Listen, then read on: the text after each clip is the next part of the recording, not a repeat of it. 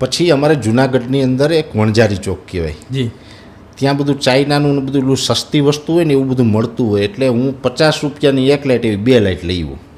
પણ સ્ટેન્ડ નહીં હો, ખાલી લાઇટ. જી, સ્ટેન્ડના પાછા પૈસા ન હોય આપણી પાસે. એ લાઇટ લઈ આવું.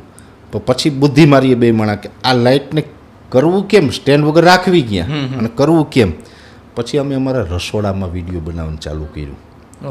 આપણે વાસણ સાફ કરીને જે ઓલું વાસણ રાખવાની ઓલી લોખંડની ખાટલી હોય છે નાની, એ ખાટલીને રસોડાના પ્લેટફોર્મ ઉપર ઊભી રાખવાની ને એક વારો લઈ, તાર હોય ને લોખંડનો, એનાથી એક લાઇટ એમાં બાંધવાની, એક લાઇટ નાનું એવું ફ્રીજ હતું જૂનું ઘરમાં, એ ફ્રીજની માથે મૂકવાની, 2 જગ્યાએથી આમ લાઇટ મૂકવાની, અને પછી સેલ્ફી સ્ટિક પકડીને મારા વાઈફ ઊભે ને હું બોલું ત્યાંથી.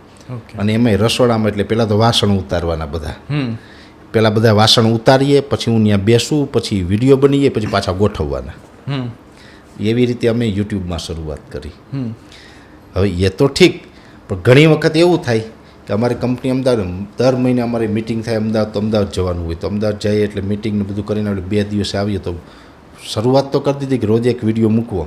અને ઘણી વખત અમે માર્કેટિંગમાં બહાર જતા હોય તો મોડા, એટલે અમે નક્કી કર્યું 1 દિવસ અગાઉ વિડીયો બનાવવાનો. તો ઘણી વખત બહાર જવાનું, 2-3 વિડીયો બનાવવાના, અને પછી મોબાઈલમાં બધું એડિટિંગ કરવાનું, મોબાઈલમાંથી બધું અપલોડ કરવાનું. ને તો બહાર જવું હોય તો વિડીયો બનાવીને અપલોડ કરીને જઈએ એમ. તો ઘણી વખત વહેલી સવારે મારે ગાડી લઈને નીકળવાનું હોય, સવારમાં 5 વાગ્યામાં નીકળવું, એટલે સ્વાભાવિક રીતે 4 વાગે આપણે ઉઠવું પડે. હવે રાતના 1:30-2 વાગ્યા સુધી હું વિડીયો બનાવીને બધું એડિટ કરીને અપલોડ કરું. 2 વાગે શું, 4 વાગે ઉઠું અને વળી પાછો ગાડી લઈને ભાગું.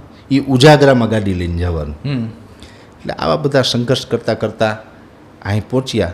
પણ આની અંદર જે સંઘર્ષ કર્યા પછી જે અહીંયા પહોંચ્યા ને, આજે અમે જે કહીએ ને કે રોજ પર ડે, હું કોઈ એવું અહમ નથી કરતો કૃપાલસિંહભાઈ, પણ ગુજરાતની કોઈ પણ ચેનલ જો હું ચેલેન્જ સાથે કહું કે 30 દિવસમાં 30 વિડીયો મૂકે, એટલે 30 વિડીયોમાં ફૂલ વ્યૂ ન આવે.